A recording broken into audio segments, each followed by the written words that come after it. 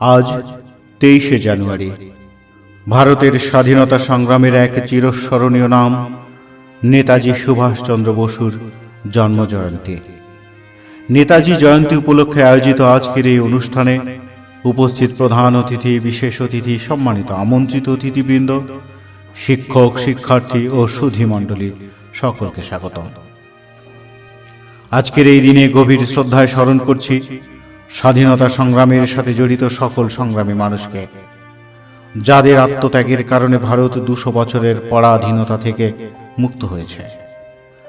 শুধুমাত্র দেশের স্বাধীনতা নয়, স্বাধীন দেশে স্বাধীনভাবে বেঁচে থাকার গুরুত্ব বারবার তুলে ধরেছেন নেতাজি। আর সেই মর্মেই তিনি বলেছেন, স্বাধীনতা দেওয়া হয় না, ছিনিয়ে নিতে হয়। আর দেশের সংগ্রামের নিরিখে তাঁর বার্তা ছিল, তোমরা আমাকে রক্ত দাও, আমি তোমাদের স্বাধীনতা দেব। নেতাজি সুভাষচন্দ্র বসুর নামের মধ্যেই জড়িয়ে রয়েছে এক বুক চাপা আবেগ। সাহসী এই বঙ্গ সন্তানকে ঘিরে যে সমস্ত অধ্যায় লেখা হয়েছে, তার একাংশে যেমন যুদ্ধের দামামার শব্দ রয়েছে, তেমনি অন্য অংশে রয়েছে রহস্যের মেঘ। এই দুয়ের মিশেলে নেতাজি বাঙালি তথা ভারতবাসীর কাছে এক যুগ পুরুষের নাম হয়ে উঠেছেন, যার জীবনের বিভিন্ন দিক চলার পথের প্রত্যেকটি দিনের অনুপ্রেরণা হয়ে উঠেছে। সুভাষচন্দ্র বসু হলেন ভারতের স্বাধীনতা সংগ্রামের এক চিরস্মরণীয় কিংবদন্তি নেতা। ভারতের স্বাধীনতা সংগ্রামের ইতিহাসে তিনি হলেন এক উজ্জ্বল ও মহান চরিত্র, যিনি এই সংগ্রামে নিজের সমগ্র জীবন উৎসর্গ করেছিলেন। তিনি নেতাজি নামে সমধিক পরিচিত। 2021 সালে ভারত সরকারের প্রধানমন্ত্রী নরেন্দ্র মোদী তার জন্মবার্ষিকীকে জাতীয় পরাক্রম দিবস বলে ঘোষণা করেন। সুভাষচন্দ্র বসু ছিলেন কংগ্রেস দলের বামপন্থী নেতা, ফরওয়ার্ড ব্লকের প্রতিষ্ঠাতা, ইন্ডিয়ান ন্যাশনাল আর্মির সর্বাধিনায়ক। তিনি ছিলেন জানকীনাথ বসু ও প্রভাবতী দেবীর 14 সন্তানের মধ্যে নবম। 23শে জানুয়ারি 1897-এ সুভাষচন্দ্রের জন্ম হয়। কটকেই তিনি বড় হন এবং মাধ্যমিক স্তর পর্যন্ত লেখাপড়া করেন। এরপর প্রেসিডেন্সি কলেজে তার উচ্চশিক্ষা শুরু হয়। সেখানে জনৈক ইউরোপীয় শিক্ষকের সাথে কথিত অসৎ আচরণের জন্য তাকে ওই শিক্ষা প্রতিষ্ঠান থেকে বহিষ্কার করা হয়। এরপর তিনি কলকাতার স্কটিশ চার্চ কলেজে ভর্তি হন এবং সেখান থেকে ডিস্টিংশন সহ দর্শন শাস্ত্রে অনার্স ডিগ্রি লাভ করেন। ICS পরীক্ষায় অংশগ্রহণের জন্য তিনি 1919 সালে ইংল্যান্ড যান এবং সাফল্যের সাথে কাঙ্ক্ষিত ইন্ডিয়ান সিভিল সার্ভিসে যোগদান করেন। কিন্তু অনতিবিলম্বে তিনি তার সিদ্ধান্ত পরিবর্তন করেন। তিনি সিভিল সার্ভিস থেকে ইস্তফা দিয়ে চিত্তরঞ্জন দাসের নেতৃত্বে ভারতের জাতীয়তাবাদী রাজনীতিতে যোগ দেন। 1924 সালে সুভাষ বসুকে কলকাতা কর্পোরেশনের প্রধান নির্বাহী কর্মকর্তা নিযুক্ত করা হয়। ওই বছরই জঙ্গি জাতীয়তাবাদীর সাথে ঘনিষ্ঠতার জন্য তাকে কারারুদ্ধ করা হয়। স্বাস্থ্যগত কারণে তাকে 1927 সালে মুক্তি দেওয়া হয়। এরপর তিনি বাংলা প্রদেশ কংগ্রেস কমিটির সভাপতি হন। 1928 সালে কলকাতায় কংগ্রেস দলের ঐতিহাসিক সম্মেলনে সুভাষ কংগ্রেস স্বেচ্ছাসেবক বাহিনীর প্রধান হিসেবে কাজ করেন। ওই একই অধিবেশনে সুভাষ ও জওহরলাল নেহরু ভারতের পূর্ণ স্বাধীনতার উদ্যোগে নেতৃত্ব দেন। অন্যদিকে মোহনদাস করমচাঁদ গান্ধী ও মতিলাল নেহরু ভারতের ডোমিনিয়ন মর্যাদার অনুকূলে মত প্রকাশ করেন। 1929-এ সুভাষ ছিলেন বাংলা প্রাদেশিক কংগ্রেস সম্মেলনের সভাপতি। তিনি ওই একই বছর নিখিল ভারত ট্রেড ইউনিয়ন কংগ্রেসের সভাপতি ও পরের বছর কলকাতা কর্পোরেশনের মেয়র হন। 1930 সালে তিনি অত্যন্ত সক্রিয়ভাবে গান্ধীর লবণ সত্যাগ্রহ আন্দোলনে অংশগ্রহণ করেন এবং এই জন্য তাকে আবার কারারুদ্ধ করা হয়। জেল থেকে মুক্তি লাভের পর তিনি 1931-এর গান্ধী আরউইনের চুক্তির বিরোধিতা করেন। 1818 সালে কুখ্যাত 111 প্রবিধানের আওতায় তিনি তৃতীয়বারের মতো গ্রেপ্তার হন।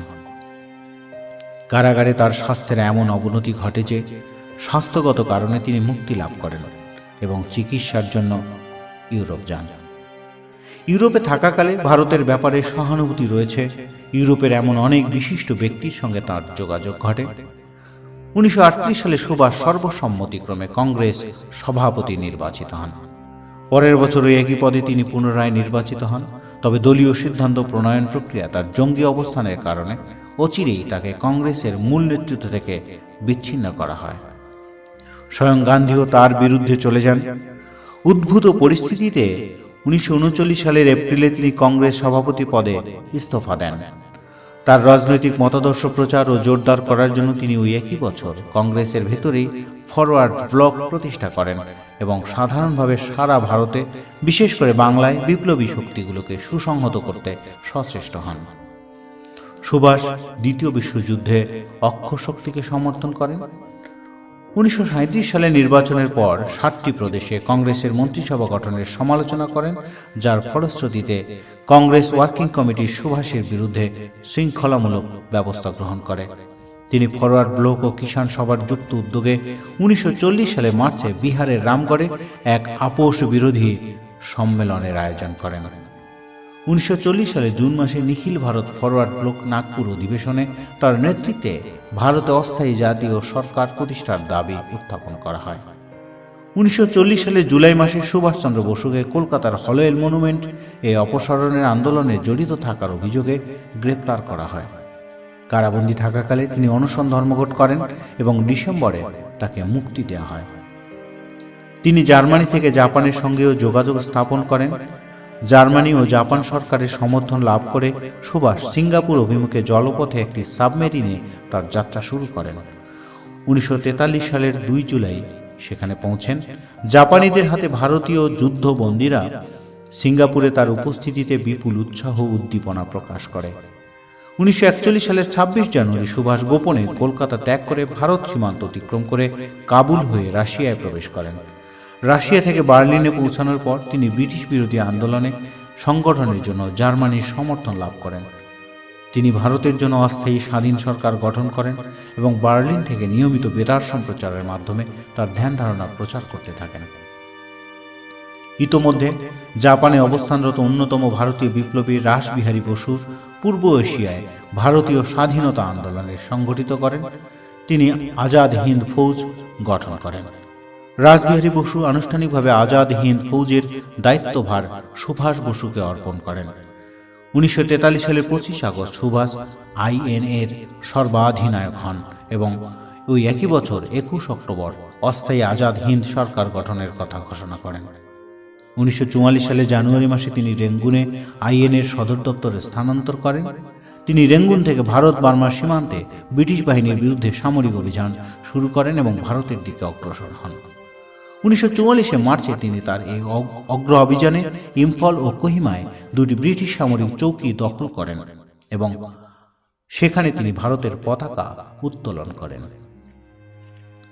1944 সালের 4 জুলাই বর্মায় ভারতীয়দের এক সমাবেশে আজাদ হিন্দ ফৌজের জন্য একটি ভাষণ প্রদানের সময় তার সবচেয়ে বিখ্যাত উক্তি উচ্চারিত হয়, তোমরা আমাকে রক্ত দাও, আমি তোমাদের স্বাধীনতা দেব।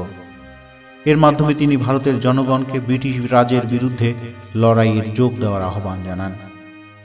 1944 সালের 4 জুলাই সিঙ্গাপুর থেকে আজাদ হিন্দ রেডিও কর্তৃক সম্প্রচারিত একটি বক্তৃতায় সুভাষচন্দ্র বসু মহাত্মা গান্ধীকে জাতির পিতা বলে সম্বোধন করেন এবং স্বাধীনতা যুদ্ধের জন্য তার আশীর্বাদ ও শুভেচ্ছা কামনা করেন। এই প্রথম গান্ধীকে এমন সম্বোধন করা হয়। কোহিমা ও ইম্ফলের যুদ্ধে জাপানিদের পরাজয়ের পর ভারতের মূল ভূখণ্ডে আজাদ হিন্দ সরকারের ঘাঁটি স্থাপনের ব্যর্থতায় পর্যবসিত হয়।